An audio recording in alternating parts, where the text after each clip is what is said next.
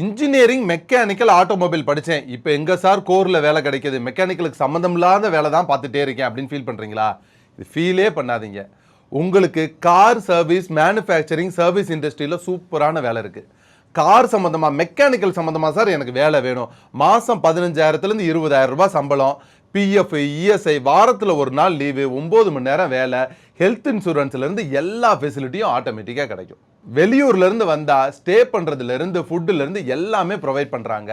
இந்த வேலையை அச்சீவ் பண்ணுறதுக்கு உங்கள் டிகிரி ரொம்ப ரொம்ப முக்கியம். பிஇ மெக்கானிக்கல் ஆட்டோமொபைல் படிச்சிருந்தா மட்டும்தான் வேலை.